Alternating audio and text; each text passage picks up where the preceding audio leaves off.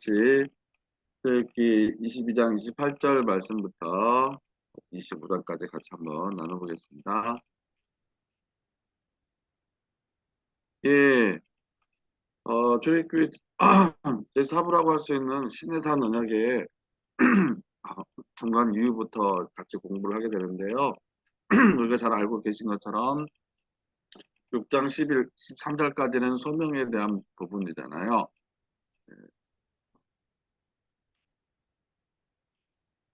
예. 그래서 이제 하나님께서 모세를 부르셔가지고 모세가 많이 거절했지만 순종하게 되고 하나님과 이제 동역을 하게 되는 내용이고요. 저 마지막 35장에서 40장까지는 하나님의 말씀대로 성막이 완성돼서 하나님의 임하심의 내용이 있었어요. 또 A-로 이렇게 생각해 보았습니다. 그다음에 13장 16절까지는 열재앙이 나오는 우상 심판에 대한 것인데 완악함을 하나님께 심판하셨고 그 다음에 말씀대로 되었고 말씀 따르게 되었잖아요. 그래서 그가 이제 쌍벽을 이루는 대칭이 되는 본문은 32장 1절에서 34장에 보면은 그 황금 송아지 우상을 만들어 가지고 반역을 한 다음에 언약이 갱신된 내용의 쌍을 이루고 있죠. 그 다음에 출애굽해서 시내산까지 오는 여정을 보시면 그들이 또 하나님과 하나님의 사람을 굉장히 믿지 않고 힘들게 했는데요. 그럼에도 불구하고 하나님께서 그들을 동행해 주셨죠. 어, 그런 모습이 나와 있는데 씨다시라고 할 수 있는 25장부터 31장에는 하나님께서 하나님이 거하실 성막의 청사진을 이렇게 보여주셔서 그 내용이 거함과 동행 이런 내용으로 이렇게 땅을 이루고 있습니다. 그다음에 이제 출애굽기의 중심이라고 할 수 있는 시내산 언약, 하나님의 백성이 됨이 중심 내용이 이제 19장부터 24장인데 거기에는 이제 하나님이 시내산에서 만나 주시고 십계명 주시고 또 십계명을 이렇게 해석해 주시는 여러 어, 율법들이 기록되어 있는 것이 나와 있죠. 그래서 1장부터 18장까지는 구원과 세례 그리고 19장은 언약을 맺으시는데 결혼식의 양식으로 맺으시잖아요. 언약 결혼식을 하시고 그다음에 25장부터 마지막까지는 성막을 만들게 되는데 그것은 바로 결혼한 신랑 신부의 신혼방 만남의 장소로서 성막이 되고 예, 죄송합니다.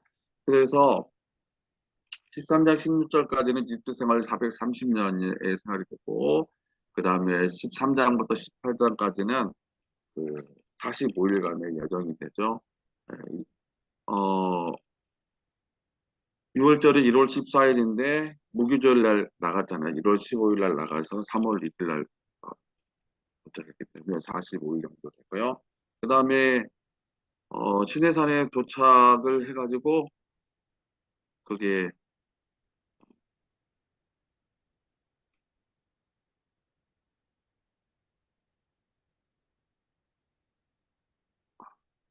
예, 도착해서 그때가 3월 1일이잖아요. 해가지고 지금 여기는 10개월이라고 나와 있는데 좀 잘못됐죠. 출애굽기 내용만으로는 물론 이제 10개월이라고 할 수 있지만 민수기 10장 20절까지 가보면은 그, 그 다음에 2월 달까지 있었잖아요. 그래서 약 11달에서 12개월 정도. 자, 신대산 언약을 보면은요, 그 19장부터 이제 24장까지 말씀을 보면 그 하나님의 현현이라는 큰 내용으로 이렇게 둘러싸여 있고요. 그 다음에 20장 1절부터 10절까지는 우리가 알고 있는 십계명을 주셨고, 그 다음에 21장 1절부터 23장까지 보면은 율법의 세부 내용들이 나와 있잖아요. 예, 그렇게 비다시가 되겠고, 중간에 이제 모세가 중재자로서 역할을 감당하는 모습이 나와 있습니다. 그래서 어, 무엇보다도 이 율법을 주신 그 하나님의 현현, 이것을 우리가 또 더 강조하면서 받아들여야 될 것이다. 말씀을 드리고요. 이미 공부했지만요. 10계명을 우리가 보시면 4계명까지는 안식일까지 하나님에 대한 것인데 5계명부터 10계명까지가 사람에 대한 것인 줄 알고 있잖아요. 그래서 우리가 하나님에 대한 공경과 사랑, 진실함은 또 너무너무 소중하지만 하나님께서 내가 정말 나를 그렇게 진실로 사랑한다면 너 주위에 있는 사람들을 그렇게 공경하고 사랑하고 높여주어라. 네 자신처럼 사랑하라고 말씀해 주시죠. 자, 율법은 613개로 구성이 되어 있는데 365개가 부정이고 248개가 긍정형이라고 말씀하시죠. 그래서 긍정형은 248개는 사람의 뼈마디의 숫자라고 우리가 알고 있지 않습니까? 그래서 늘 하나님의 말씀을 기억하고 뼈처럼 365일 잊지 말고 살라고 우리가 그렇게 받아들이면 좋으실 것 같습니다. 예, 율법 21장 1절부터 3장 33절의 말씀을 자세히 보시면 그 하나님께서 제일 먼저 그 율법을 주실 때요. 너무 다른 나라 율법하고도 많이 다른데 종에 대한 말씀, 세부사항을 설명해 주시는데 종에 대한 말씀을 가장 먼저 시작하시는 것을 우리가 볼 수 있습니다. 물론 이제 다른 뭐 반드시 죽일 죄 등 해서 가축의 손해배상 이런 것도 있는데 또 맨 마지막에 보면 이방 사람들에 대한 그 사랑과 아량에 대해서 또 말씀을 해주고 계십니다. 그래서 하나님의 어, 율법은 특별히 많은 것을 포함하고 있지만은 처음과 끝이 종과 이방. 그래서 사람들의 관심을 받지 못하고 상대적으로 좀 가려진 사람, 좀 소중하다고 생각되지 않는 사람에 대해서 하나님께서 그렇게 관심을 갖고 계신 것이 나와 있습니다. 하나님이 이스라엘 선택했을 때도 너희가 가장 적기 때문에 작기 때문에 하나님이 그들을 선택했다고 말씀하신 것처럼 하나님의 말씀에 정말 바쁜 손가락으로 할 수 있는 것은 종과 이방 사람, 나그네에 대한 하나님의 사랑이었다는 것을 우리가 기억해야 할 것입니다. 그래서 저부터서 막 눈에 띄고 정말 저 사람은 너무 소중한 사람인데 할 수 보통의 사람들이 생각하는 그런 마음을 많이 갖고 있는데 하나님은 정말 연약한 사람, 어, 사람 눈에 잘 안 띄는 사람, 상대적으로 좀 사랑이 필요한 사람 이런 사람들에게 관심을 가지고 살라고 율법을 통해 율법의 세부 사항을 통해서 말씀하고 계시죠. 예. 그다음에 22장 28절부터 23장 19절 말씀을 이렇게 또 어, 어, 이렇게 대신 구조로 좀 보면은요. 거룩에 대한 것으로 대칭을 이루고요. 그다음에 가난한 자 순사에도 대칭을 이루고 그다음에 무엇보다도 가장 가운데 중심이라고 할 수 있는 것은 원수를 사랑하고 자신을 미워하는 사람을 사랑하라고 이렇게 말씀을 하십니다. 그래서 어, 우리가 하나님 앞에서 온전하게 사는 거, 어, 하나님의 말씀을 따르는 거에 뭐, 그 중심적인 그 내적인 숨어져 있는 그 근본적인 사랑은 하나님을 사랑하기 때문에 원수도 자신도 사랑하는 그런 삶의 정신 아닌가. 율법의 이 22장부터 23장의 말씀 구조를 통해서 우리에게 말씀해 주십니다. 아까 21장 1절부터 22장 27절에도 종과 이방인 그래서 말씀하시는데 이어서 있는 이 23장 10절까지 보니까 원수와 나를 미워하는 사람을 사랑하라. 그래서 긍휼과 사랑이 하나님의 법의 정신인 것을 우리가 알 수가 있습니다. 예, 23장 20절에서 33절에 보니까 이제 33절에는 하나님의 말씀을 청종하고 행하고 여호와를 진실히 섬기면 하나님의 보호와 하나님의 약속의 성취가 있을 것이라는 말씀을 약속해 주십니다. 자, 어, 그래서 우리 그 내용 중에서 A라고 할 수 있는 22장 28절에서 31절을 조금 한번 살펴보았는데요. 거룩이 무엇인가? 28절을 보니까요. 그 언행을 언행 특히 하나님이 세우신 지도자에 대한 어, 존중하는 언어 생활을 하라고 하십니다. 우리 성경 말씀에 특히 남자들 막 불평불만하지 말고 어, 손을 들고 세대 지도자들을 위해서 나라와 민족과 지도자를 위해서 기도하라는 말씀이 있었잖아요. 어쨌든 하나님이 거룩이라는 삶 요구하시면서 제일 먼저 거론하신 것이 하나님이 세우신 지도자들을 존중하는 말을 하라고 말씀하시고 그 다음에 하나님 앞에 드릴 식물들이나 사람, 동물을 온전히 드리라고 말씀하시고 어, 먹어야 될 거 먹지 말아야 될 것을 가려서 먹으라고 이렇게 말씀해 주시고 오늘날에도 좀 많이 적용이 되는 거죠. 우리가 이 땅에서 거룩하게 산다는 것은 하나님 세우신 지도자들 위해서 기도하고 또 하나님 앞에 나의 헌물 또 내 자신도 될 수 있고 이런 헌물을 온전히 드리는 거, 또 주일도 온전히 구별해서 드리는 거, 또 먹어야 될 거, 먹지 말아야 될 것을 잘 가리는 것도 거룩의 어, 말씀을 따르는 삶이 되겠죠. 자, 십계명과 관련해서요, 23장을 좀 보시면요, 가난한 자를 어, 잘 대해주는 것이 어떤 것입니까? 아니, 가난한 자에 대한 송사. 예, 23장. 예, 연약한 자에 대한 송사는 거짓 증거하지 말라는 구계명과 관련해서 우리가 해석해 볼 수가 있죠.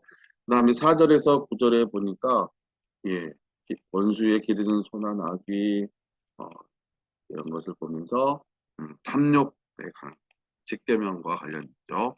그 다음에 10절에서 12절에 보면은 그 안식년에 대한 말씀을 주시는데 일곱 해는 갈제마고 묶여둬라 이렇게 해서 하나님의 안식을 누리고 또 사람들과 나누라고 하셨는데요. 그것은 사계명 안식일과 관련된 교례라고 할 수 있죠. 13절에서 19절 보시면 하나님께서 13, 예, 13절에서 19절에 하나님의 이름을 망령되이 잊지 말라는 말씀과 관련되어 있죠. 하나님이 세 번 반드시 와서 지키라 하셨는데 나중에 보면 아시겠지만 그때가 농번기 때잖아요. 그런데도 그 말씀에 순종해서 그 절기를 잘 지키는 것, 또 다른 신의 이름을 부르지 않는 것, 이것은 바로 어, 하나님의 어, 하나님 앞에 하나님 상계명과 관련된 하나님 이름 망령되 읽지 않는 것과 그다음에 20절에서 33절 말씀 23장 보시면요. 예, 하나님께서 우상 숭배하지 말라고 하셨는데 이 계명과 관련해서 우리가 볼 수가 있습니다. 아울러 23장 1절에서 12절 말씀을 하나님의 공의와 사랑의 형식으로 좀 보아봤는데요. 1절에서 3절 말씀은 예, 공의에 해당하는 말씀으로 보았습니다. 그 다음에 4절에서 5절은 사랑, 6절에서 8절은 공의, 가난한 자의 송사에 대한 것이잖아요. 뇌물 받지 마라. 그 다음에 9절에서 12절에는 또 이방 나그네 압제하지 말라. 그래서 그것을 또 가난한 사람들과 나누라 해서 사랑. 그래서 하나님의 율법에는 공의와 사랑이 이렇게 흐르고 있다는 것을 12구절이나 찾아볼 수 있었습니다. 자, 예, 그 외에 이제 이렇게 중요한 말씀들이 있습니다. 확인해 보십시오. 23장 14절 17절에 있는 그 지켜야 될 세 절기를 제가 조금 좀 자세히 살펴보았는데요. 어, 무교절. 무교절은 1월 15일이잖아요. 그날이 안식일이고 7일 동안 지키도록 되어 있었습니다. 애굽으로부터 탈출하고 주인이 바뀌었음을 우리가 알고 있고요. 그 전날이 바로 우리가 알고 있는 6월절입니다. 1월 14일. 그리고 이렇게 무교절을 맞이하는데 좀 우리가 신앙하고 좀 연결해 본다면 예수님의 피로 구원을 받은 사람들은 어떤 사람들입니까?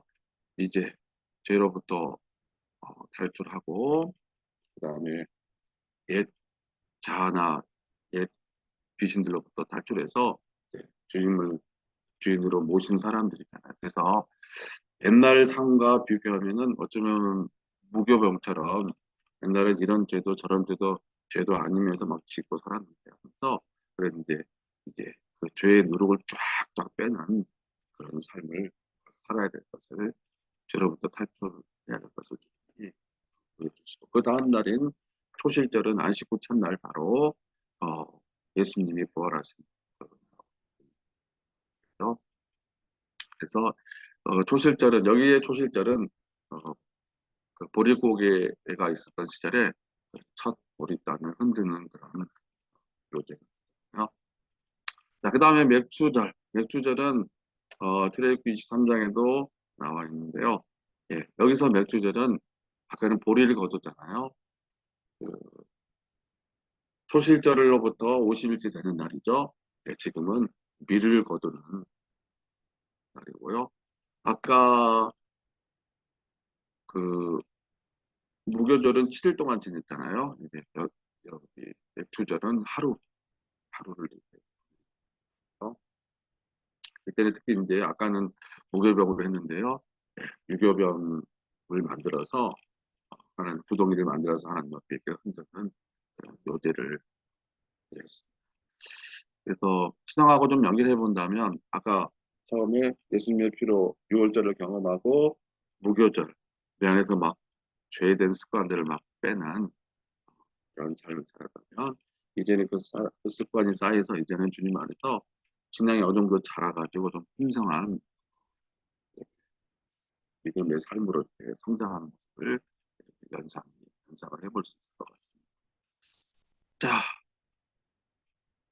그 다음에 이제 세 번째 초막절, 수장절이라고 하고 초막절이라고 하는데요. 그 출애굽기는 수장절로 표현하고요. 그 다음에 레위기, 신명기는 초막절로 표현을 했습니다. 그래서 아마 출애굽해가지고 40년 동안 떠돌다가 이제 가나안 땅으로 약속의 땅에 들어왔기 때문에 추수의 의미를 많이 준 것 같아요. 그래서 수장, 추수한 것을 저당했다. 그래가지고 주로 수장절로 이렇게 부르고요. 레위기하고 민수기는 예, 이제 광야를 다 통과해서 어느 정도 이제 정착이 됐으니까 초막절, 광야에서 초막을 지었고 생활했던 것을 기억하라. 그래서 레위기 신명기는 주로 초막절로 기억했습니다. 예, 그래서 초막절은 7일간 지내는데 또 7일 끝나면 8째 날까지 지켜가지고 총 8일이 됩니다. 그래서 되고 낮에는 어떤 걸 합니까? 헌물을 드리죠. 화목제 화제도 드리고 이래 동안 화제 드리고 헌물, 서원제물, 모든 자원제물도 드리고 그다음에 첫날 8째 날은 안식도 하고 자, 낮에 보니까 아름다운 실과 종려나무 무성한같이 하나님께 바치기도 하고 또 그런 것으로 또 조막도 만들고 그래서 하나님 앞에 7일 동안 즐거워했습니다. 그래서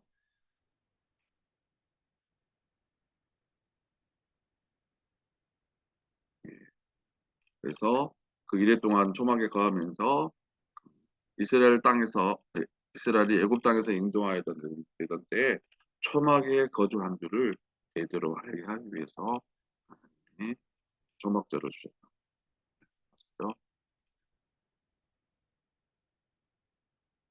예, 그래서 그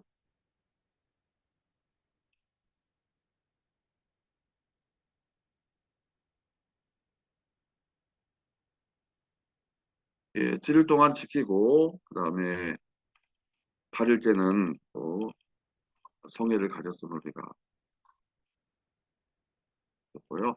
낮에는 물론 하나님께 화제 드리고 감사했는데요. 이웃과도 이렇게 나누는 그런 시간을 가졌고 밤에는 조막을 만들어서 묵상을 방해하여 묵상을 이렇게 했던 것을 알고 있습니다. 이 지붕 있잖아요. 그 벽은 좀 촘촘히 하더라도요.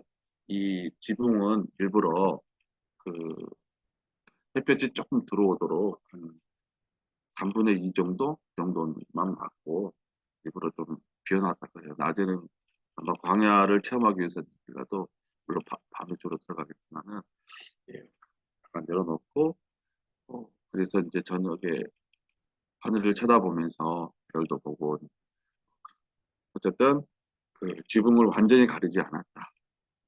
햇볕도 들어오고 해와 달도 볼 수 있는 얼기성기 만들었다고. 예, 그래서 삼절기를 지키는 자에게는 23장 20절에 33절에 보니까 어떻습니까? 하나님이 앞서가 주시고 보여주시고 예비한 곳에 이르게 하고 원수를 끊어주겠고 양식과 물의 복을 주고 병을 제하시겠고 번성하게 하겠고 원수를 쫓아내고 새 땅이 황폐화되는 것을 어, 막아주겠다 이렇게 말씀하셨는데요. 예, 34장에도 나와 있죠. 어, 하나님께서 그 절기를 잘 지키면은 이방 사람들을 쫓아내고 더 지경을 넓혀 주시겠다는 그런 말씀. 그리고 아무도 그 땅을 탐내지 못하도록 지켜주시겠다고 하나님이 삼절기 잘 지키는 백성들에게 약속을 해주셨죠. 하나님께 반드시 나아가는 삼절기는요 추수의 시기하고 이렇게 딱 맞물려 있습니다. 그래서 무교절은 보리추수, 오순절은 밀추수, 장막절은 과일 추수의 어, 시기인데요. 무교절은 7일, 오순절은 주로 하루, 장막절은 8일 이렇게 했는데 이걸 보면서 좀 느끼는 바가 있는 것 같아요. 하나님 생명이나 어쩌면 부를 쌓을 수 있는 그런 또 안식을 쌓을 수 있는 이 추수의 시기에 하나님을 앞에서 7일 동안 하루 하루 이렇게 하나님 앞에 머물고 있다는 자체가 모든 생명과 또 출애굽하게 한 거, 또 광야 생활을 해서 하나님의 약속을 성취받은 이 모든 것들을 하나님 앞에 감사하고 모든 이 풍성함의 근원이 하나님이시고 또 어, 육신적인 풍성함보다 하나님과의 관계의 풍성함이 더 소중합니다라는 것을 고백하게 해주신 것이 훈련하게 해주신 것이 또 3절기 아닌가 주제에 맞춘 3절기가 아닌가 생각해 보았습니다. 지키는 자에게 보호해 주시고 또 예를 들면 3일상 7장에 보면은 백성들이 기도하러 올라갔는데 그때 블레셋이 쳐들어왔잖아요. 또 간절히 기도했던 하나님께서 번개를 쳐서 물쳐 주시고 또 블레셋의 두 성읍도 차지할 수 있게 해주시고 평화를 또 40년 주셨잖아요. 그것처럼 분명히 하나님께서 절기를 지킨 자에게 큰 은혜를 그다음에 24장을 보면 이제 언약을 체결하기 위해서 이제 하나님께서 모세를 오르락 내리락 하시는 모습, 장로님들과 또 식사하시는 모습, 청년들 예배하는 모습이 나와 있는데요. 어, 1절에서 3절과 4절에서 11절을 좀 나눠서 봤더니요. 그 특히 거룩한 정상에는 하나님께서 모세를 부르시고 정상에 좀 먼 곳에는 어떻습니까? 나답, 아론, 아비후 70인 장로들이 이렇게 있고 산 아래는 이스라엘 백성들이 이렇게 해서 그 하나님의 말씀을 이렇게 듣게 하는 예비케 하는 그런 모습을 보여주고요. 그 다음에 4절에서 11절 말씀 봤더니 그때는 하나님께서 아예 모세를 비롯해서 70인 장로들까지 그 지극히 거룩한 하나님의 발 아래까지 이렇게 인도하셨고 있게 해 주셨고 그들이 하나님 앞에서 먹고 마실 수 있도록 해주셨습니다. 산 아래는 그 청년들이 같이 예배를 드렸잖아요. 피를 뿌리는 예배를 드린 그들에게 하나님이 거룩의 은혜를 주시고 그다음에 이제 5부는 바로 성막을 만드는 성막 청사진이 있는 25장부터 31장인데요. 25장 말씀을 보시면 예, 성막 청사진이죠. 예, 1절에서 9절까지는 이제 성막에 드릴 예물이라는 것이고 16절까지는 법궤, 21절까지 속죄소, 그다음에 30절까지 진설병상에 대한 건데 예, 그 에덴 동산에서의 하나님의 모습과요, 성막을 지을 때 하나님의 모습이 약간 이렇게 오버랩되고 있습니다. 예를 들면 하나님이 이르실 때 여호와께서 이르실 때도 7번 이렇게 나오고 그 다음에 창세기 2장에 보면은 보석들이 나오잖아요.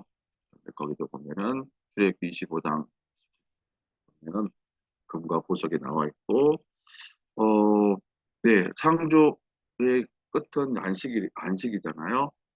그렇게 성막 건축 마지막도 31장 12절은 안식일에 대해서 나오고 그다음에 예, 창조 후에 하나님께서 1장 31절에 창세기에서 심히 좋았더라 이렇게 말씀하시고 어, 어,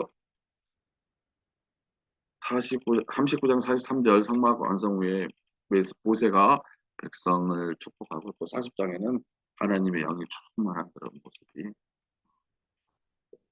있는 모습들이 두 개가 오버랩 되고요. 그 다음 1장 26절, 7절에는 하나님의 형상을 따라 만들었다고 하는데 25장 9절에 보면 하나님이 보이신 모양대로 만들었다고 하고 또 이게 창조 후에 타락 이야기가 나오는데 예, 식양을 받고 있는 31장 그 이후에 32장부터 황금 송아지 우상 만드는 타락 이야기가 나와 있습니다. 예, 에덴 동산에서는 아담은 선악과를 먹지 말라고 하셨는데, 예, 그 성막에 들어가기 위해서는요, 복잡한 죄를 씻는 절차가 필요합니다. 그래서 에덴 동산과 성막이 내용이 닮아 있는 것을 우리가 자, 성막 25장부터 40장까지 내용들이 나와 있는데요. 우리 이제 25장만 보니까 이제 다음 사람이 하시겠지만 가장 그 중심 내용이 33장 7절에서 11절에 있는 내용. 회막에서 대화하는 자. 예, 하나님과 사람이 만나는 그 모습을 가장 중심 내용인 것을 우리가 자, 우리 성막의 7대 기구 우리가 잘 알고 있죠. 문이 있고 번제가 물두멍, 진설병, 향단, 촛대, 그다음에 법궤 이렇게 있는데요. 그 성막의 명칭들이 여러 가지가 있잖아요. 해마 총 130회 나오는데 이건 이제 막 우리 한글말 한자도 모일회 이랬고 하나님과 이스라엘 백성들의 만남을 강조하는 것으로 출애굽기에 대해서도 38회 정도 나오고, 그 다음에 성막, 하나님이 임하신 거룩한 막, 그런 의미로 50일에 뭐 증거막, 언약에 대해서 증거하는 막, 증거회나 증거판을 말씀하시면서 3회. 그다음에 이제 신학으로 넘어가는 거죠. 신학을 보면 땅의 성막, 또 성막이신 예수님, 예수님은 하늘의 성막에서 사역하시고 또 교회는 음, 성도의 몸 이런 적용까지 해서 땅의 성막의 관점, 방침으로 쓰여 있습니다.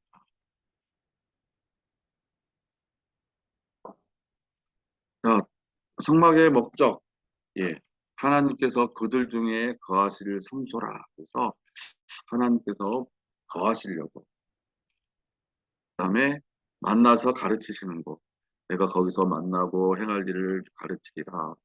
예, 그래서 하나님이 거하시고 만나고 가르치시는 곳이 성막인 것을 우리가 진이 유진할 때 이렇게 동서남북으로 성막을 중심으로 진을 쳤던 것을 우리가 알 수 있죠. 네, 성막의 그 여러 가지 이제 뭐 설명이 있겠지만은 저는 이제 입구를 한번 이야기해 보려고 해요. 입구는 지금 동쪽이잖아요. 동쪽이 오른쪽이죠. 오른쪽 요 출입문을 보시면 전체 그 동쪽이 50규빗이거든요. 50규빗이 여기 22.5m가 나와 있잖아요. 그런데 출입문이 20규빗, 5분의 3이거든요. 9m. 그래서 이 건물에 비해서 성막에 비해서 문이 상당히 넓은 것을 우리가 볼 수가 있잖아요. 그래서 이것은 많은 문인이 배를 통해서 꼴을 얻는다 하신 예수님의 말씀 생각하시면서 문이 상대적으로 어느 집보다 넓잖아요. 담이 담이 50규빗인데 22.5m인데 문이 9m인 집은 거의 없잖아요. 그것처럼 예수님은 생명의 문이 되셔가지고 사람들에게서 이렇게 넓게 어서 오라고 이렇게 하시는데 나도 예수님의 마음이 돼서 좀 넓은 마음, 더 잘 받아주는 마음, 특별히 구원받아야 될 사람들을 회개해야 될 사람들을 더 잘 받아주는 마음이 돼야 돼.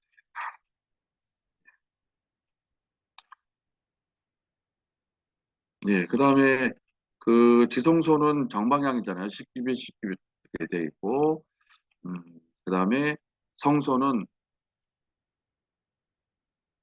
10규빗, 20규빗 해가지고 성소는 뭡니까? 직사각형이고요. 지성소는 정사각형을 문도 보면은 성소는 5개고 지성소는 4개라고 나와 있고요. 또 하나 더 여기 성막의 옆에 보면은 이렇게 성막을 둘러 있는 어,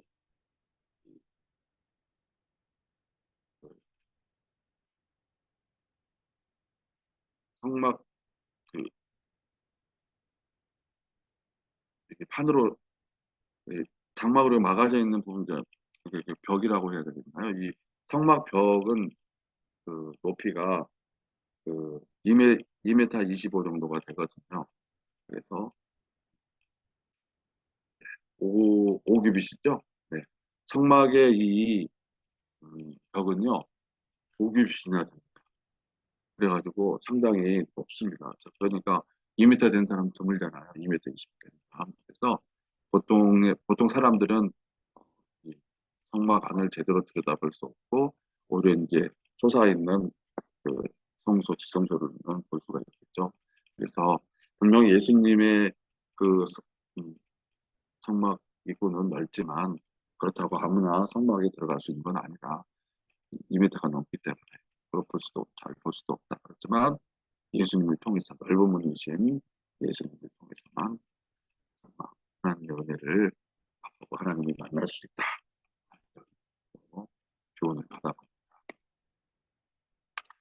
예, 성막 안쪽에 보면은 주로 금으로 많이 치장되어 있다는 것을 우리가 보고요. 예, 이 법궤를 보면은 조각목으로 만들었지만은 안팎을 전부 다 순금으로 땄는데 법궤가 상당히 우리가 보면 길 큰 거 같지만은 길이가 2규빗밖에 안 되잖아요. 어떤 면으로는 황금이에 많이 들어갔겠지만 사이즈로 봤을 때는 90cm, 그다음에 45cm, 또 45cm에서 이 생각보다 이제 크지 않는 것을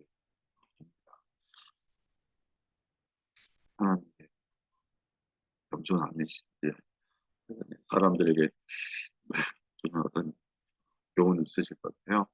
그렇게 크지 않다는 거고요. 그 안에 들어있는 만나가던 항아리, 바람에 쌍난지, 그다음에 진설 성소에 있는 진설병상에는 그 목사님, 여기서부터는 우리 같이 나누시기로 하죠. 그래요. 예, 예. 잘 연락해 주시고. 예, 자, 그러면 23절부터 30절부터는, 23절부터는 우리 같이 나누도록 하겠습니다. 먼저 23절부터 30절, 관찰 질문하고, 뭐 해석까지 해석하고, 이제 뭐 이렇게 나눔까지 해주시면 좋을 것 같아요. 23절부터 30절은 이제 진설병하고 진설병을 두는 상 두 개에 대한 이야기입니다. 앞으로 강사님들은 이런 식으로 이제 요 뒷부분은 두 번 정도 이렇게 나눠서 할 수 있도록 준비해 주세요. 제가 안 깨들어도 되게 제가 놀게요. 어, 자, 그럼 순서는 어떻게 할까요?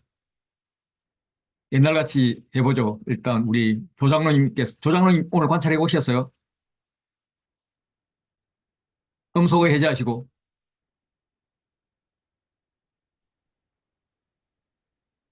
음소거 해제하시고요.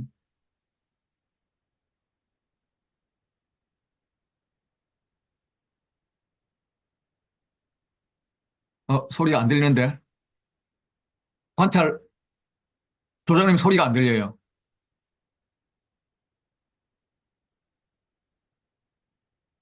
자, 그럼 조장님 이제 소리가 잡아질 때까지, 그럼 순서는 이제, 뭐 결국 자매님들밖에 없네요. 그러면 이제, 그, 김인경 간사님부터, 자매님들은 다 똘똘똘똘 하시니까, 서인희 간사님 오셔서 아까 소개를 못 했겠구나. 오늘 김정규 목사님 새로 오셨는데, 서인희 간사님 소개해 주십시오. 네, 전사님 안녕하세요. 저는 파주에 사는 서연이라고 합니다. 예, 반갑습니다. 네, 뭐 반갑습니다. 소개가 그래. 네, 남편이 누구고, 뭐 애가 뭐고, 뭐 이런 거 아, 이야기해야지. 오늘 왜 지각했고, 뭐, 네, 이런 거 이야기해야지. 깜짝 놀랐어요. 간사님 성함이 저희 남편 성함이랑 같습니다. 네, 예, 그러세요. 네, 남편 간사님은 임가세요. 네, 예, 네, 그리고 아기는 3명 있고요. 네, 예. 파주에서 파주지부, 네, 섬기고 있습니다. 예, 감사합니다. 네, 감사합니다. 예, 남편은, 목사님이시고요. 그리고, 어, 지부에서는 지금 그 주간 DTS 간사로 섬겨주고 있고, 어, 북한 선교를 위해서 몸부림치고 있는데 잘 안 돼서 지금 많이 낙망하고 있을 것 같아요. 예, 그 정도이고요. 예, 김 목사님, 아까는 30분 드렸는데 이번에는 1분만 드리겠습니다. 저 소개요? 예, 서로 아, 알고 통성해야 될 거 아니에요. 저는 여기 금천성섭교회에서 담임하고 있는 김정기 목사입니다. 만나서 반갑습니다.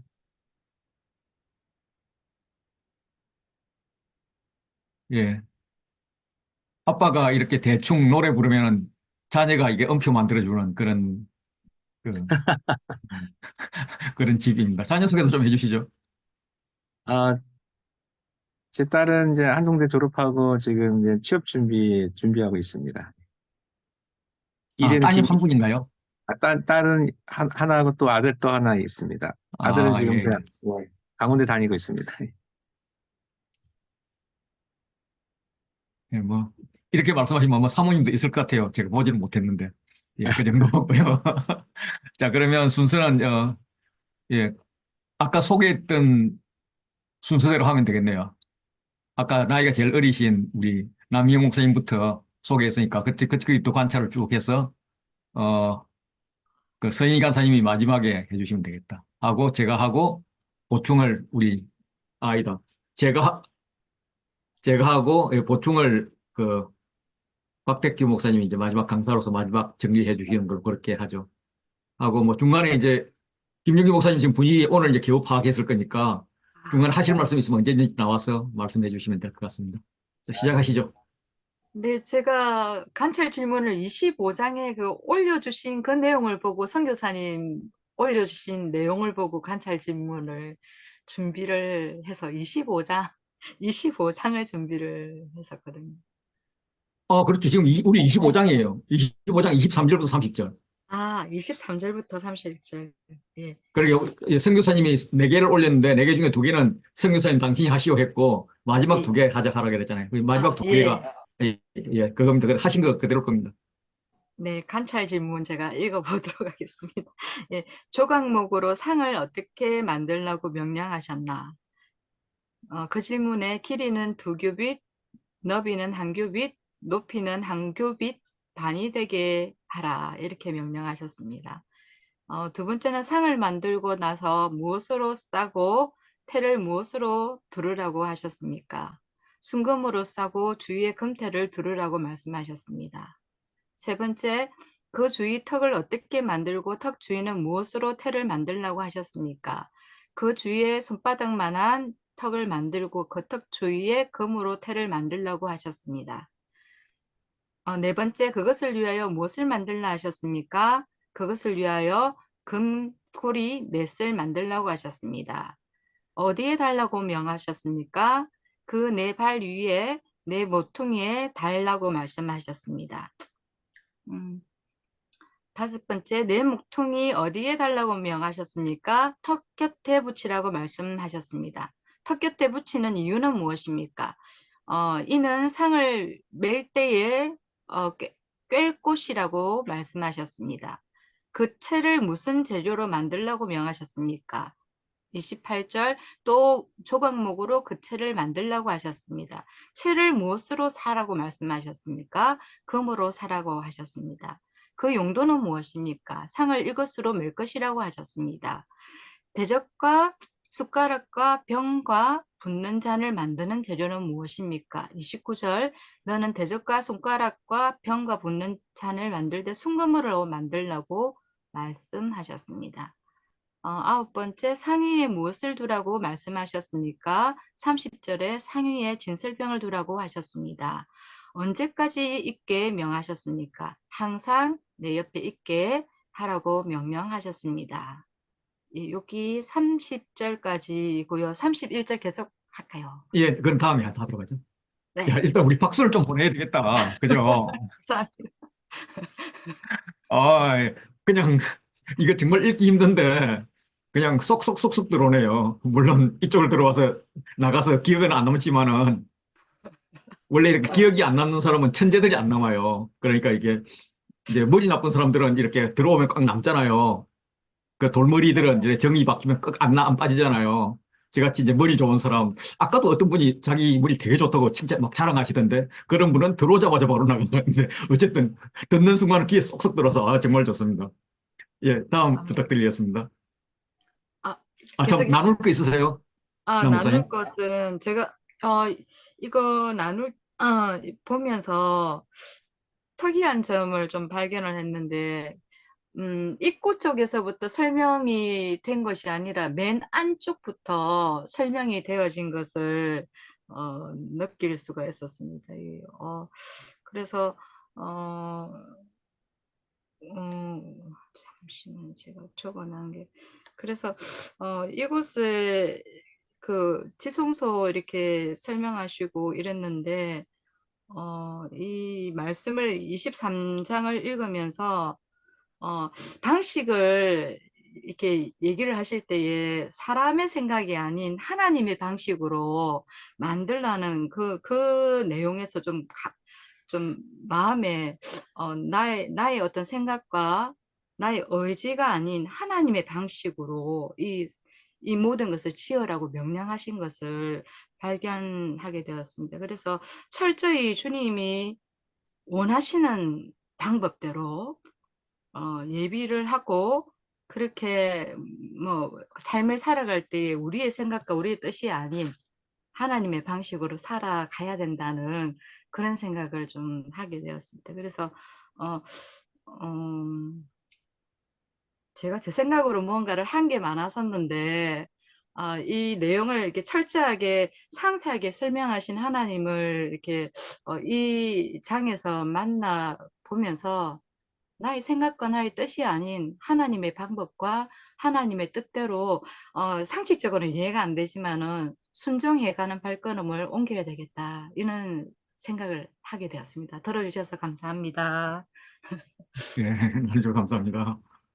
예, 정말 참 순종이 뭔지 배우는 것 같네요. 사실 이거는 이미 다 만들어져, 그 사람들로 볼 때는 이미 다 만들어져 있고 다시 만들 가능성이 없는 물품들이거든요. 그런데 이렇게 상세하게 해놔가지고 그것도 상세하게 해놓고 뒤에 말로 이제 설명하기 어려운 거는 그거는 내가 보여준 대로 해라. 막 이래가지고 사람을 꼼짝을 못하게 하는, 예. 그래도 이제 순종할 기회도 없어요. 이거는 또 항상 진술하라. 뭐 이런 것들은 순종이 되겠죠. 예, 다음 부탁드릴까요? 네.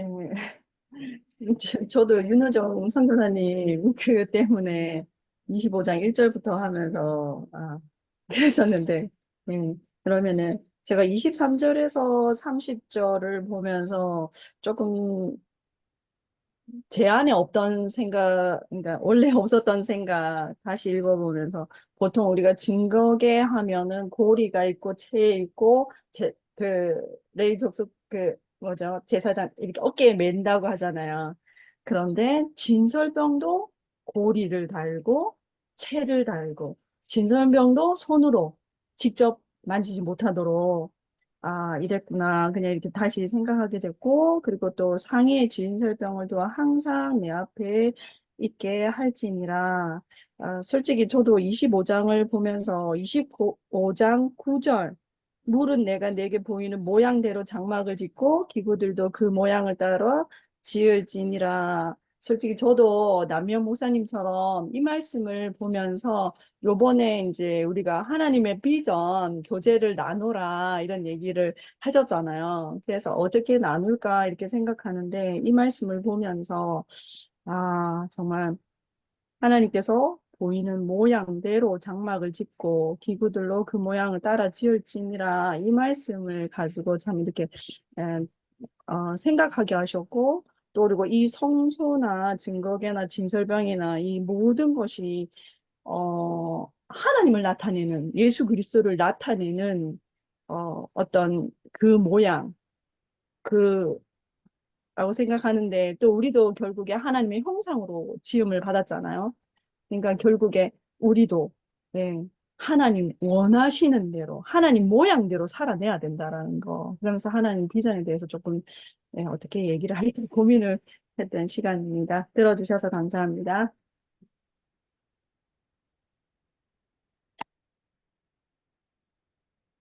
전 짧게 관찰 질문 나눌게요. 1번, 상을 만드는 재료는 무엇인가? 23절과 24절의 조각목과 숭금. 조각목의 크기는 어떻게 되는가? 길이 2규빗, 너비 1규빗, 높이 1규빗 반. 맞나요? 상 주위에 만들어야 하는 것은 무엇인가? 25절에서 26절, 손바닥 넓이만한 턱 주위에 금으로 테를 만듦. 금고리 넷. 금고리 넷은 어디에 달아야 하는가? 26에서 27절, 그 네 발 위, 네 모퉁이에 달되 턱 곁에 붙인다. 이것은 무엇을 할 곳인가? 27절, 상을 맬 채를 꿰 곳. 채를 만드는 재료는 무엇인가요? 28절, 조각목과 금. 상과 함께 순금으로 만들어야 할 것은 또 무엇인가요? 29절, 대접, 숟가락, 병, 붓는 잔. 상을 만든 목적은 무엇인가요? 30절. 상 위에 진설병을 두어 항상 내 앞에 있게 할 것. 어, 저는 이 떡상, 상을 만드는 방법에 대해서 지금 말을 하고 있잖아요. 그런데 이 마지막 그 30절에서 상 위에 진설병을 두어 항상 내 앞에 있게 할 것이라는 이 말씀을 보면서 이 상은 떡을 담아 놓는 상이잖아요. 그리고 이 상에 대해서 좀 생각하게 되었던 것 같아요. 떡을 담는 상. 네, 우리가 그 예수 그리스도가 생명의 떡이라고 불리워지는데, 이 떡이, 이, 그, 항상 이 상은 그 상 위에 진설병을 두는데 항상 그 하나님 앞에 있게 할 것이라는 이 말씀이 주는 메시지가 뭘까 이런 생각을 좀 더 깊이 하게 되었던 것 같아요. 근데 뭐 이렇게 어떻게 정리는 잘 안 되지만 저에게 가장 이렇게 다가왔던 거는 그 진설병을 담고 있는 상. 나는 그 마치 상이 내가 되어야 되는 게 아닐까? 내가 그 예수를 담는 상으로 내가 살아가야 되는데 어떻게 살아가야 되냐면 항상 그 하나님 앞에서 그렇게 살아가야 되는 것이 내가 살아가야 되는 이 상과 같은 목적이 있는 게 아닌가 뭐 이런 생각을 좀 해보게 되었습니다. 들어주셔서 감사합니다. 예, 나와주셔서 감사합니다. 예, 성인 이한사님. 네. 저는 하나님께서 모든 것을 성서의 모든 기구를 만들라고 이렇게 계시하시는 부분에서 이게 인간의 머릿속에서 나온 것이 아니라 하나님께서 이렇게 직접 설계하시고 만약에 이걸 이렇게 받은 사람은 어떻게 해요, 어떻게 해요라는 계속 물어볼 수밖에 없었을 것 같아요. 근데 하나님한테 계속 물어보면서 하나님의 뜻대로 계속 조정하면서 이거를 만들지 않았을까. 그래서 기도할 수밖에 없었고, 하나님과 일치되어 가는 그런 기쁨으로 이런 거를 만들지 않았을까. 네, 그래서 항상 묻고 만들지 않았을까. 근데 이때는 설계도도 없고 평면도도 없으니까 정말 주님의 은혜로 그 사람에게 지혜와 그걸 주셔가지고 하나님 만들라고 하셨으니까 하나님이 책임도 지지 않으셨을까. 왜 하나님 혼내시는 분이 아니고 이렇게 하나님의 머릿속에 있는 걸 정말 자상한 아버지처럼 설명해 주시지 않았을까 하면서 네.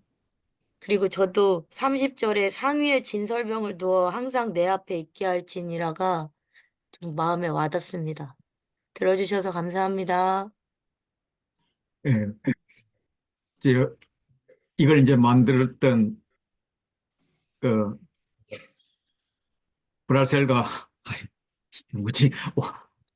오홀리바가 뭐 이 정도의 지침 가지고 만들라 그러면은 뭐 잘못 만들었겠죠. 그러면 만들었다 부서졌다 만들었다 부서졌다 이제 그런 것들을 계속하면서 지금 서인가 사님 말씀대로 하나님 앞으로 점점 나아가는 게 아닌가 이런 생각이 드는데 특히 진설병을 보면 그래요. 이 진설병이 크기가 얼마냐 하면은 빵 하나가 10분의 2 에바예요. 그럼 이제 우리가 감이 안 잡히는데 하나님이 만나를 줄 때 한 사람이 거두는 만나의 양이 10분의 1 에바였어요. 그러니까 이제 이 진설벽 떡 하나가 한 사람이 이틀 먹을 양이라는 거죠. 그렇게 이게 굉장히 큰 거예요. 굉장히 큰 거를 6개씩 포겠다고 우리 생각을 하잖아요. 그걸 6개씩 포개면은 밑에 얘를 이제 따끈따끈할 때 이제 준다 그러면은 아래 놓고 위에 거 이렇게 포개면은 밑에 거는 뭐 그냥 그야말로 떡이 돼버렸을 텐데. 걔들은 떡 먹는 게 아니라 빵 먹는 사람들인데, 야, 이걸 어떻게 관리했을까? 그리고 제일 아래가, 안 찌그러질 수 있도록 6층을 어떻게 놨을까? 엄청 고민되었을 것 같아요. 그 고민하는 그 과정이 하나님 마음을 알아가고 하나님 앞으로 나아가는 그런 과정이 아니었을까? 예, 저도 이런 생각을 했습니다. 예, 선임 간사님의 기도에 아주 동감합니다. 예, 승교사님. 저는요, 그 25장 1절에 보면 이스라엘 백성에게 가져오라고 하잖아요. 모세가 그 예물들이 어떤 예물을 받아야 된다고 했나고 보니 기쁜 마음으로 바치는 자의 예물을 받으라고 그랬습니다. 그래서 예물에 대해서 바치는 거에 대해서 좀 많이 생각을 해보게 되었고요. 그리고 참 하나님이 너무너무 디테일하시다 하는 생각이 들더라고요. 뭐, 색깔까지 청색, 자색, 홍색 가는 배실, 검은 옷, 가져와야 될 모든 것과 이렇게 만들어야 되는 거, 법계, 와, 너무너무 상세하게 설명을 해주셨고요. 그리고 이제 하나님의 그 마음이 가난한 자와 고아 가부라 이렇게 소외된 자들에게 마음이 많이 가 있는 것을 제가 봅니다. 그리고 제가 요즘 누가복음 말씀을 묵상하거든요. 그러니까 누가복음 12장에도 가난한 사람을 도와주라.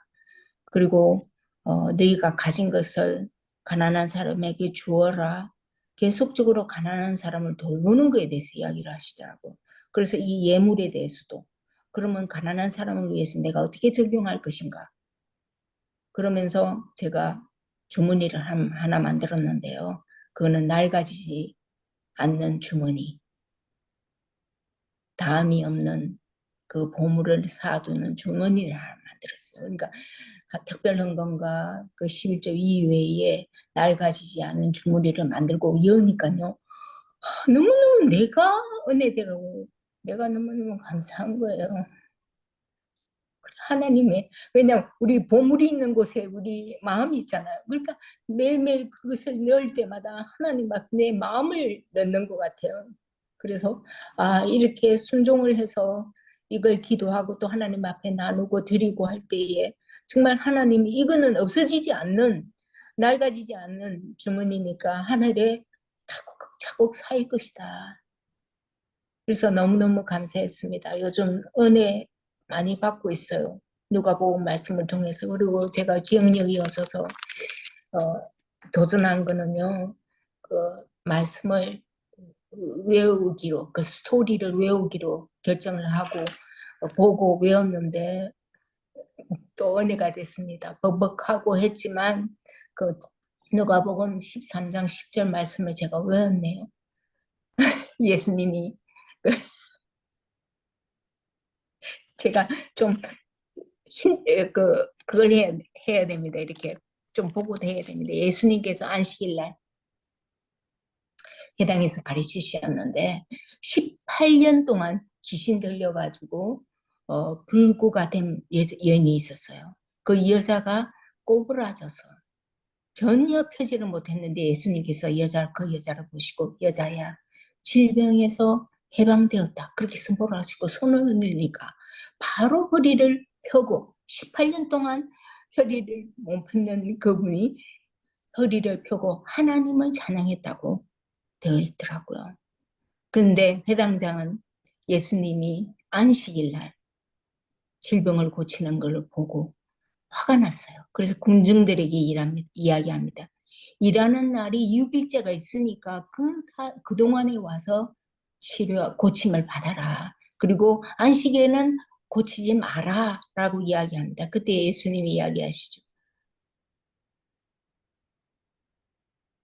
외식하는 자야. 너희 외양간에 있는 소와 나귀는 끌어다가 물을 먹이지 않느냐? 그러면 이 18년 동안 사단의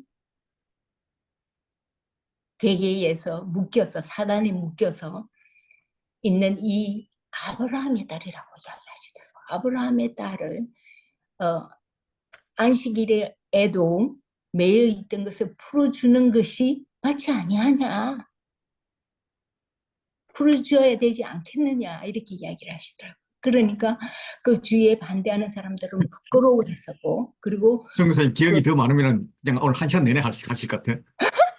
다 30초 끝나갑니다. 내에 지금 짧은 마무리해 주세요. 2개 남았어요. 2개. 그러니까 그게 그 군중들은 그걸 보면서 예수님이 놀라운 능력을 행하시잖아요. 기뻐했다고 되어 있더라고요. 그것이 누가복음 13장 10절에서 17절까지입니다. 그걸 외웠는데 중간에 기억이 잘 되지 않을 때는 이렇게 보고도 하고 했어요. 그래서 그 word by heart를 해야 되지 않을까 싶습니다. 왜냐하면 이렇게 말씀이 살아있으니까 자고 일어날 때도 그 말씀으로 일어나는 거예요, 제가. 그러니까 그냥 보고 집중해서 하는 것도 중요하지만 이 말씀을 외우는 것도 너무너무 중요하다는 생각을 한 번 더 가지게 되었습니다. 그리고 오늘 저녁에는요, 나사로와 부자에 대해서 외울 거예요. 그 스토리를. 나는 성 교사님이 내 정도 수준의 천재인 줄 알았더니 그게 아니네. 잘 외우시네. 이 하루 종일 외운 겁니다. 그리고 또 안 보면은 또 하나씩 단어 키워드를 주지 않으면 몰라요. 왜냐면 그래요. 이제 그런 분들이 천재인데 성 교사님은 나보다 더 잘하는 거 보니까 내만큼은 안 된다 이 말씀이지. 아, 예. 감사합니다. 어쨌든 이제 예물로부터 예, 기업까지 이렇게 이어졌는데 그 예물의 목록들을 보면 금, 은, 녹 이렇게 중요한 것부터 예, 이야기를 하죠. 실도 가장 비싼 청색실, 그리고 이제 우리가 잘 알고 있는 자주색 실, 청색에서 조금 싼 게 자주색이거든, 홍색. 그리고 나서는 뭐 어, 그냥 염소털까지 이렇게 이어지는 식으로 이 7개의 예물 종류들을 나열을 할 때 보면은 왼쪽에서 오른쪽으로 가면서 이제 계속 이제 뭐 금은 지성소에 들어가고 은은 이제 물론 금은 이제 성소에 들어가지만 은도 이제 성소에 들어가고 녹 같은 경우는 저 바깥 마당에 들어가고 이런 식으로 분류를 해서 쭉 적어 놓고 있는데 이걸 바치라 하면 엄청 바쳤을 것 같아요. 남는 거는 뭐 할 건가? 성 교사님 말씀대로 가난한 자들에게 돌려주지 않았을까? 뭐 이런 생각을 이렇게 드네요. 자, 그러면 혹시 김유기 목사님 좀 붙여서 설명하실 거 있으신가요? 아니, 오늘 저는 처음이기 때문에 그냥 한번 이렇게 예, 다른 분들 많이 얘기 들으시고, 예, 들어서 좀 이렇게 은혜를 많이 받고 지금 많이 예, 그렇게 관찰만 예, 했습니다. 예. 예. 다음부터도 나 다 아는 건데 뭐 이런 식으로 탁 조용히 계시면 됩니다. 자, 어, 어쨌든 이 진설병이 하루 종일 있는데 이 진설병을 이제 어전상 하나님이 임재 앞에 있는 상, 하나님이 임재 앞에 있는 떡 이렇게 표현을 하잖아요. 그렇게 그 하나님 항상 지켜보는 그 얼굴들 우리가 되기를 이제 다 이제 기도하면서 그런 거 나눠주셔서 참 감사드립니다. 박 목사님, 이 부분 마무리해 주시죠.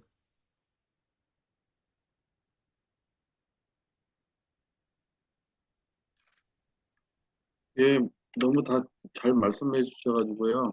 저도 이제 금방 그 예물의 순서가 3절, 4절에 그 뭡니까 광물도 제일 귀한 것부터 금, 은, 녹 이런 순서였고 실도 청색인데 제일 비싸고 그다음에 자색 홍색실이 그다음 이렇게 되는데 예 귀한 순서대로 이렇게 됐다는 거가 예 저도 예, 알게 돼서 너무 감사하고요.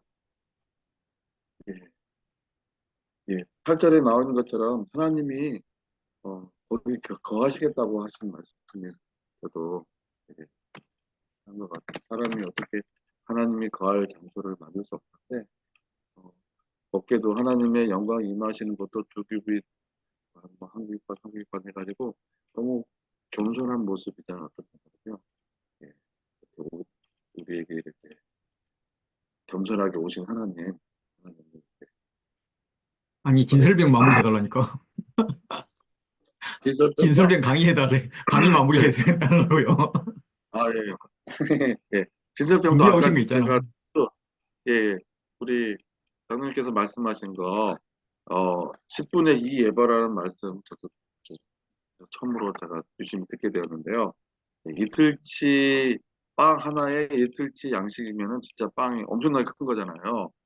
그래서 저번에 그 세계 그 성막박물관인가 거기 갔는데도 그렇게 안 컸던 것 같아요. 근데 10분의 2 예배하면은 엄청 컸을 것 같은데, 예, 그것을 쪄낸 우리 제사장들도 너무 싹 쪄서 쌓는 제사장도 참 수고가 많았겠다는 생각이 들고, 또 크게 만들으라고 하신 또 하나님의 어떤 의도가 있지 않았을까 하는 생각이 갑자기 듭니다.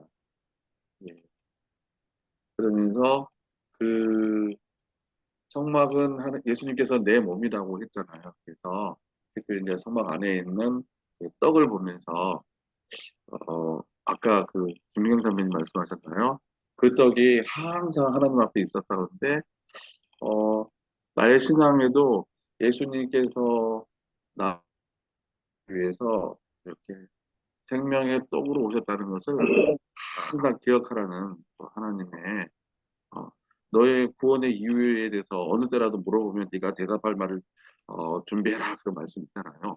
그것처럼 주님의 생명이 나에게 왔고 예수님의 십자가가 항상 제 마음에 있습니다. 신앙의 예수님과의 그 본류를 항상 붙잡고 있으라는 그런 말씀을 이렇게 받아들였습니다.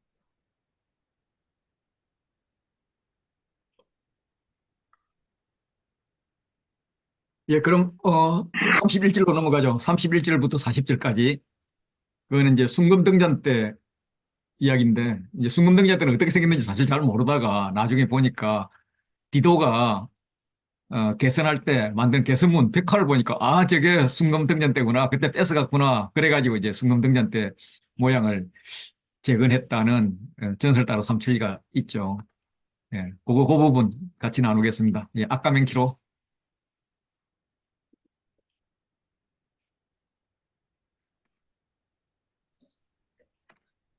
네. 떡상. 삼- 네, 31절부터 40, 아, 네, 관찰 질문 해도 되겠습니까? 아, 해야죠. 관찰 질문 하라고 그러는 거예요. 예. 예, 아, 예, 등잔대를 어떻게 만들라고 하시는가, 예, 쳐서 만들라고 31절에서 말씀하고 있습니다. 그것의 재료는 무엇입니까? 순금으로 하라고 말씀하셨습니다. 그 밑판과 줄기와 장과 꽃받침과 꽃을 어떻게 만들라고 하십니까? 한 덩어리로 연결하라고 하셨습니다. 가지 6의 위치는 어떻게 됩니까? 32절 등잔대 곁으로 나오게 하라고 하셨습니다. 가지 세부 위치를 설명해 보세요. 다른 3가지는 이쪽으로 나오고 다른 3가지는 저쪽으로 나오게 하라고 하셨습니다. 이쪽 저쪽 가지에 어떤 형상의 잔이 있습니까? 살구꽃 형상의 잔 3씩 각각 있게 했습니다. 이쪽 저쪽 가지에 어떤 형상의 잔 외에 그 형상의 잔 외에 무엇이 있겠습니까? 꽃받침과 꽃이 있겠습니다. 등잔대에서 나온 가지는 어떻게 만들라고 말씀하셨습니까? 6을 갖게 하라고 하셨습니다. 등잔대 줄기에는 살구꽃 형상의 잔이 몇 개 있었습니까? 넷입니다. 등잔대 줄기에 또 무엇이 있게 하셨는가? 꽃받침과 꽃이 있게 했습니다. 35절로 등잔대에서 나온 가지 6을 위하여 무엇을 있게 하셨습니까? 꽃받침. 35절에 어디에 한 꽃받침이 있게 했습니까? 각각 2가지 아래에 있게 했습니다. 무엇에 연결되게 했습니까? 각각 줄기와 연결되게 했습니다. 꽃받침과 가지를 무엇과 연결하라고 하십니까? 줄기와 연결하라고 하십니다. 등잔대 몇 개를 만들라고 명하셨습니까? 37절에 7을 만들라고 하셨습니다. 어디에 두라고 하고 또 빛을 비추라고 명하셨습니까? 그 위에 두어서 빛을 비추게 했습니다. 그 불집게와 불똥, 그릇의 재료는 무엇입니까? 순금으로 만들라고 하셨습니다. 39절에 등잔대와 이 모든 기구에 사용한 순금의 양이 어떻게 됩니까? 한 달란트로 만들라고 했습니다. 어떻게 만들라고 명하셨습니까? 40절에 이 산에서 내게 보인 양식대로 만들라고 말씀하셨습니다. 이 문제들을 만들고, 아유, 엄청 떨리네요. 이 문제들을 만들고 또 이렇게 답을 써가면서 금으로 만들라고 말씀하신 것을 이제 발견하게 되었는데요. 금은 변함이 없으신 주님의 말씀, 또 이렇게 또 우리에게 변함없는 그런 재료, 믿음으로 살라. 이는 또 마음으로 와닿았던 것 같습니다. 그래서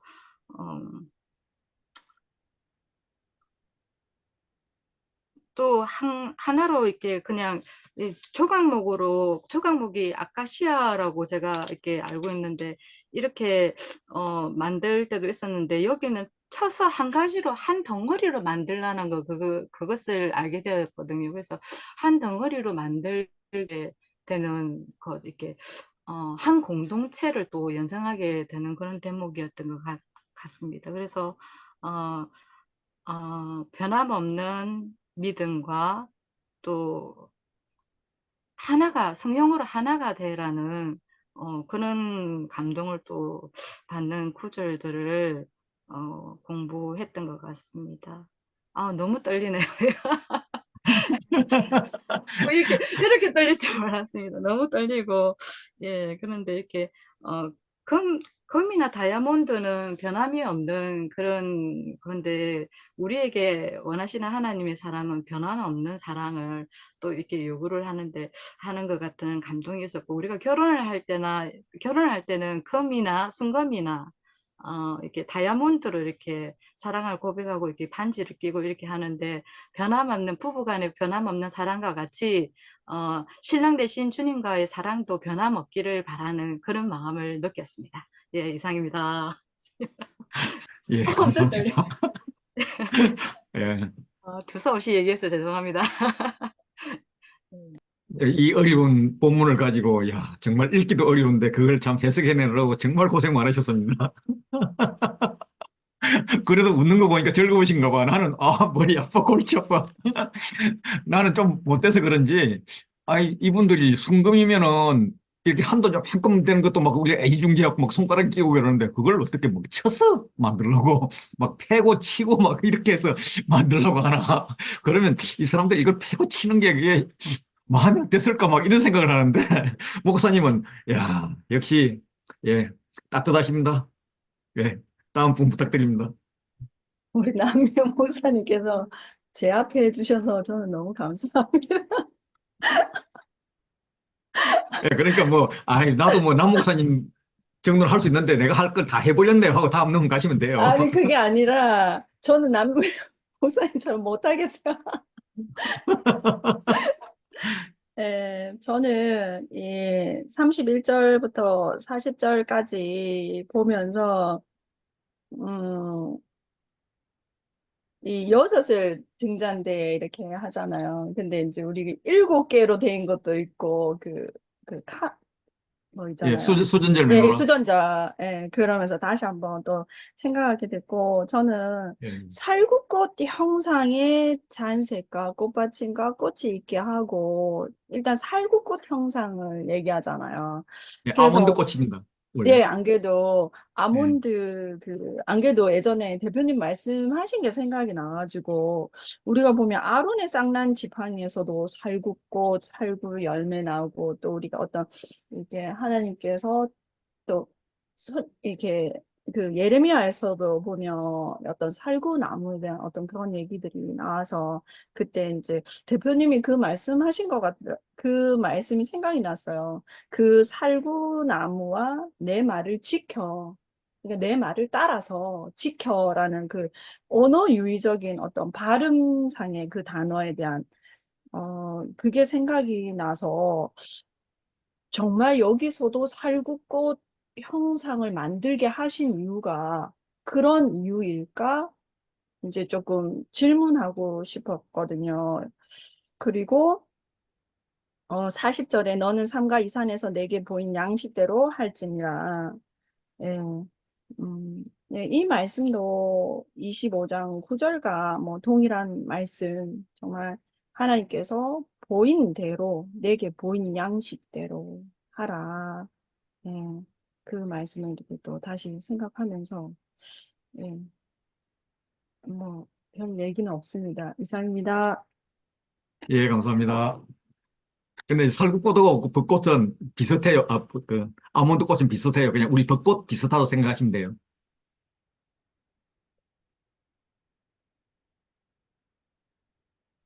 그런데 의미는요? 살구꽃의 의미. 의미? 아마 네. 그들이 이제 아몬드 꽃이 많았기 때문에 그렇게 했지 않을까 싶고, 이제 그게 이제 그 누구야? 니고데모인가? 아니, 니고데모가 아니 누구지? 요한복음에 보면은 예수님이 빌립을 만나고 빌립이 이제 전도하러 간 그 친구한테 야, 내가 너를 살구나무 아래 있는 거 있을 때 봤다. 뭐 요 말씀 나오잖아요. 이제 거기랑 연관을 하면은 이제 말씀 쪽으로 연결이 되겠죠. 예.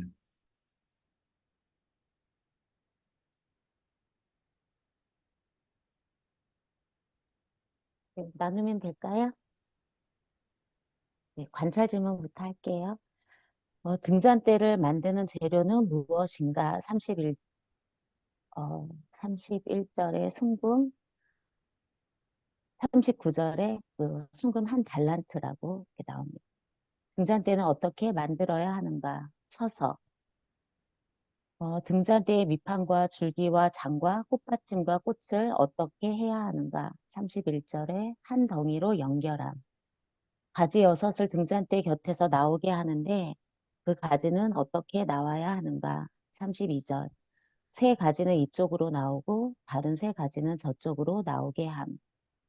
등잔대에서 나온 가지 여섯을 같게 양쪽 가지에 있게 해야 하는 것은 무엇인가?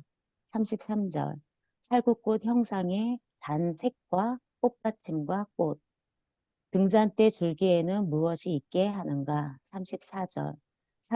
살구꽃 형상의 잔넥과 꽃받침과 꽃. 등잔 일곱을 만든 목적은 무엇인가? 37절. 그 위에 두어 앞을 비추게 함. 또 무엇을 순금으로 만들어야 하는가? 38절.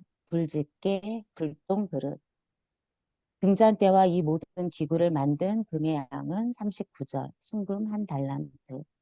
하나님의 명령은 무엇인가? 40절. 너는 삼가 이 산에서 내게 보인 양식대로 할지니라.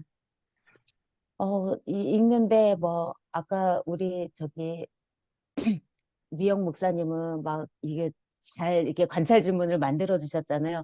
저는 막 이게 같이 이게 뭐 줄기와 연결하며 뭐 이래 읽는데 도저히 관찰 질문을 못 만들겠더라고요. 머리가 아파 죽는 줄 알았습니다. 근데 너무 잘 만들어 주셔가지고 감사했어요. 근데 저는 이제 이것들을 읽을 때 등잔대가 되게 화려한가? 이런 생각이 좀 들었어요. 막 살구꽃에, 막 꽃받침에, 뭐 이런 이제 막 표현들이 막 나오잖아요. 그래서 관찰점을 만들기 어려운 그 표현들이 그냥 볼 때, 이 등잔대가 되게 화려한 모습으로 이렇게 만들어졌구나라는 좀 생각을 하게 되었고, 관찰점을 만들면서 이렇게 그 질문을 만들려고 할 때 쉽게 만들어지지 않았던 이해가 처음에 잘 안 돼가지고 봤던 게 뭐였냐면 37절이었어요. 등잔 일곱을 만들어 그 위에 두어 앞을 비추게 하며 이걸 막 몇 번 읽었었던 것 같아요. 등잔 일곱을 만들어 그러니까 그 위에 등잔대 위에 두어서 앞을 비추게 하며 이게 뭔 말이지? 하고 막 계속 읽었었던 것 같아요. 그랬더니 그냥 제가 이해한 거는 그 등잔이 금으로 만든 거니까 이 등잔대가 등잔에 이렇게 비추어졌던 모습을 지금 표현하고 있는 게 아닌가라는 생각을 좀 하게 되었던 것 같아요. 그래서 참, 제가 잘 모르지만 어떤 그것들이 두었을 때 구도와 이런 비치게 하는 각도와 이런 어떤 것까지 다 보게 하면서 참 세심하고 세밀하게 만들게 하였던 것이구나. 그러면서 왜 등잔이 이 잔 일곱을 만들어서 그 잔에 그 등잔대가 비추게 하였을까 이런 생각들을 좀 해보게 되었습니다. 들어주셔서 감사합니다. 네, 저는 그 등잔대를 상상하면서 읽으려고 했는데 상상이 안 되더라고요.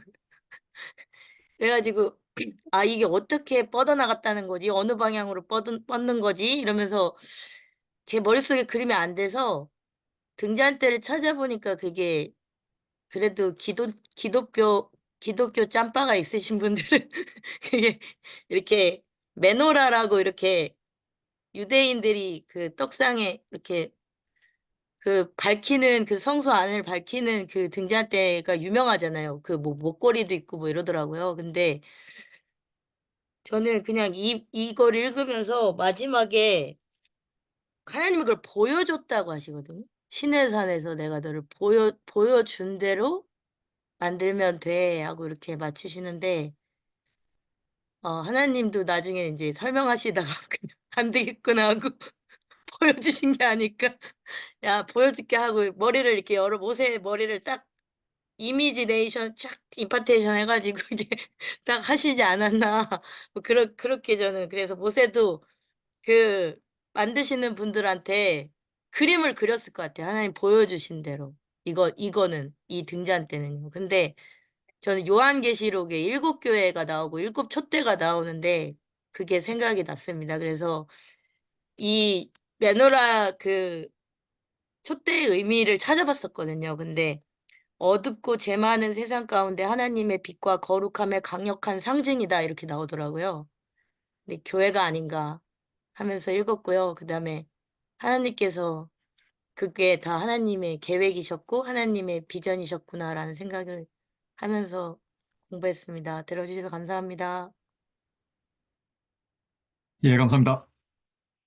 조장로님, 아까 음이 안 나와서 못 하셨는데 혹시 지금 말씀 한번 해보세요. 여전히 안 나오네.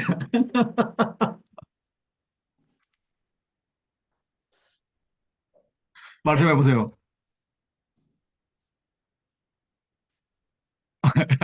예, 그냥 듣기만 하세요. 안 되겠다. 아,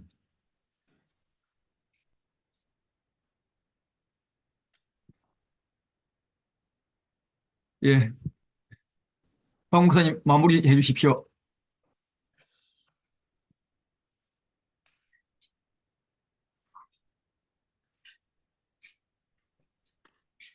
예, 저도 이제 들으면서요, 저기 많은 것을 깨닫게 돼서 너무 감사한데요. 그 31절에 그 메노라를 쳐서 만들었다는 것에 정말 조금 갑자기 감동이 많이 왔습니다. 그 찍어낼 수도 있는데 그 쳐서 했다. 그러면서 그 성막 안에 들어있는 그 아까 떡상이나 그냥 다니나 요 촛대가 다 예수님을 상징하는 거잖아요. 그래서 예수님께서 이 땅에 와서 생명의 빛을 주시기 위해서 그렇게 많이 맞으셨구나 하는 그런 생각이 어, 들더라고요. 그래서 나도 주님의 그 생명을 살리는 빛된 삶을 위해서는 많이 힘을 당해야 되겠다. 나를 치고 예, 그래야 되는구나. 그래야 되겠다 하는 생각을 어, 하게 되었고요. 그 다음에 37절에 그 등잔 일곱을 만들어 그 위에 뒤에 앞을 비추게 하라. 그래서 저는 이제 그냥 방향이 앞인가 보다 했는데 이렇게 거기를 찾아보면 얼굴을 비추게 하며 이렇게 얼굴이라고 나와 있거든요. 그래서 하나님께서 그 예수님의 그 생명의 삶을 통해서, 빛된 생명의 삶을 통해서 하나님의 얼굴을 보여줬다는 말씀인가? 뭐 이러면서 저 얼굴은 누굴까? 내 얼굴을 보고 예수님의 빛든 삶 때문에 내 얼굴을 보인 걸까? 하나님 얼굴이 보인 걸까? 그러면서 어떤 일단 하나님의 얼굴이 예수님의 나왔는데 나도 그 예수님의 그 빛된 삶을 따르면 또 하나님 얼굴을 비춰주는 사람이 되지 않을까 그런 묵상이 말씀이었습니다. 그 다음에 또 아까 31절 그 메노라 만들면서 순금으로 만들었다 이렇게 말씀하시는 내용 또 발표해 주신 내용을 보면서 그 변함이 없고 또 한 덩어리로 만들었잖아요. 변함이 없고 일관된 예수님의 생명의 삶을 비춰주는 그런 깨달음이 있습니다. 그리고 이제 이 아까 그 살구나무 거기에 이제 그 하나님이 약속한 것을 예정된 시간에 잘 이루어 주신다는 그런 어떤 신실함에 대해서 이제 말씀하신 거잖아요. 이제 그거하고 같은 어원의 쇼케드라는 말씀이 있잖아요. 쇼케드 그래가지고 하나님이 지켜보신다 그런 뜻이잖아요. 그래서 지켜본다는 그런 의미가 등잔 때 아까 빛이 난다는 의미도 있고 그다음에 하나님의 얼굴을 비추는 그런 모습도 있고 그다음에 또 지켜본다 그런 의미가 같이 있는 것 같습니다. 예, 그래서 이 등잔대를 보면서 예수님의 그 낮아지신 쳐서 그 순금의 변함없는 모습과 한 덩어리는 일관된 삶, 그 모습들을 적용해야겠다. 그런 생각을 해요.